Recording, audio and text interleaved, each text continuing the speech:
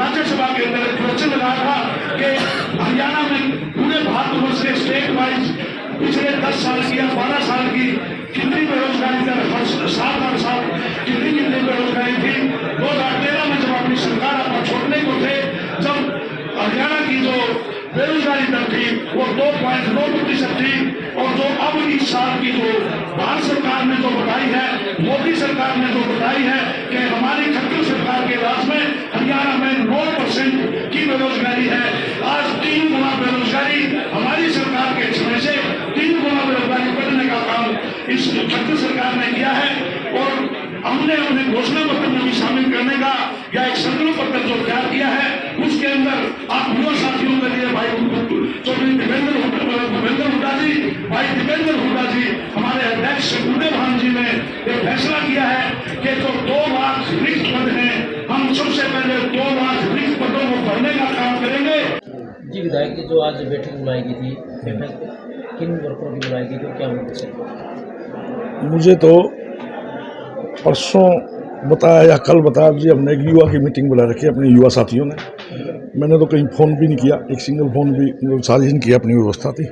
एक रूटीन में पार्टी की युवा विंग की मीटिंग होती रहती है, उसी रूटीन में आज इन्होंने की यूथ की मीटिंग बुलाई गई थी। तो युवाओं को क्या आपने नीतियाँ बताई हैं और क्या रणनीति तैयार की जाए? इन नीतियाँ जो युवा विरोधी, जो चाहे वो भारतीय जनता पार्टी की केंद्र की सरकार है, चाहे वो हरियाणा की सरकार है, पिछले 9 साल में, अभी आपको बेरोजगारी दर की बात मैंने अपने भाषण में भी बोली थी।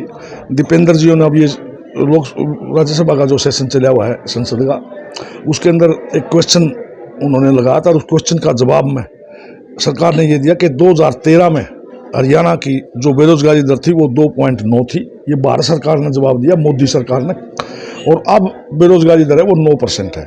3 गुना से भी ज़्यादा बेरोजगारी बढ़ी है, जबकि सरकार बेरोजगारी को दूर करने पर लगातार हर सरकार ने काम करना चाहिए, करती भी है, और उसके बावजूद भी आप 3 गुना बेरोजगारी बढ़ी है। ये सरकार के लिए इससे बड़ी शर्म की कोई बात नहीं है। ये 2.9 से 1.5 या 2% पर या 1% पर आनी चाहिए थी।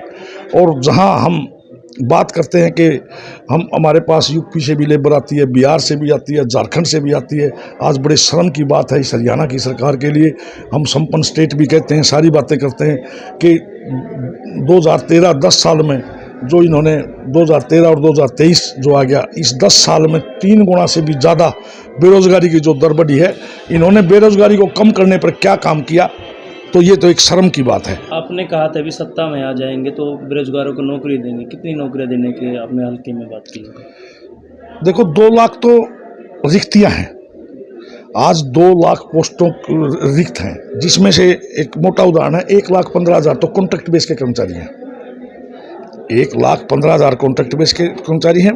2 लाख से ऊपर है, 2.25 लाख की संख्या है बेरोजगारों की।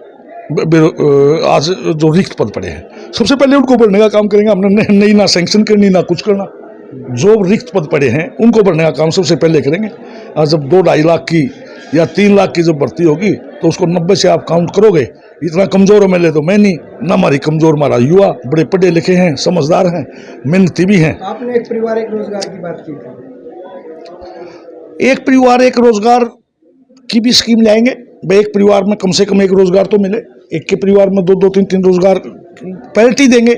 कम से कम एक परिवार में एक रोजगार जरूर मिले, किसी ना किसी प्रकार की इस प्रकार की नीति जरूर हम लाएंगे। तो हमने 2 लाख रिक्तियों को बढ़ने का हमने अपने वायदा भी हमारे बड़े नेता बड़ी बड़ी स्टेजों पर प्रेस के माध्यम से कर चुके हैं। विधायक जी, पानीपत से जो असंध का रोड है वो बहुत ही खस्ता हालात में है, क्या कारण मानते हैं इसे आप, जो ठीक नहीं हो रहा है? हाँ, आपको जरूर मैं इस बात का जवाब दूंगा। विधानसभा के मैं ये समझता हूँ कि लगभग 13-14 सेशन हुए हैं, और मेरे सेशन का रिकॉर्ड होता है। आप पूरा का पूरा, हर इससे बड़ा कोई प्लेटफार्म नहीं होता। 13-14 सेशन में जींद से पानीपत की सड़क का मैंने हर सेशन, विधानसभा के सेशन में मुद्दा उठाया है, और अच्छे ढंग से उठाया है, और पूरा लड़ाई करके भी उठाया है, समझा के भी उठाया है भाई इसकी ज़रूरत है। और जितना मुझे जानकारी है, पहले तो इसको 56 करोड़ का जींद स्पीडों की बात हुई, फिर मैंने विधानसभा में क्वेश्चन लगाया कि 79 करोड़ का मेरे को लिखित में जवाब मिला कि 79 करोड़ का एस्टीमेट हमारे पास आया हुआ है जीन सफेदों 10 मीटर का। उसके बाद मुझे एक और जानकारी मिली, क्योंकि मेरा इतना प्रेशर था सरकार के ऊपर, सरकार स्टेट लेवल पर भी तैयारी कर रही थी और इसको सेंटर में से पैसा मिलता है, सालाना 800-900 करोड़ रुपए मिलता है एक स्टेट का। अपने स्टेट का बांटा था, पता नहीं क्या नीति होगी, जनसंख्या की होगी या दूसरी बातें होंगी।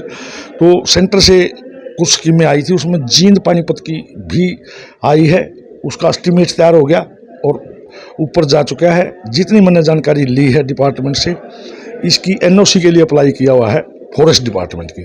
जींद से सफेदों 10 मीटर, सफेदों से पानीपत 4 लेन। और मेरा प्रयास है, मैंने डिपार्टमेंट को ये कहा भाई जींद से कम आप 152 तक तो 4 लेन कर दो, ताकि जींद से जो लोड आए 152 बजाने वालों का, उसके बाद उसमें तो कोई उन लोगों को ज़्यादा दिक्कत ना आए।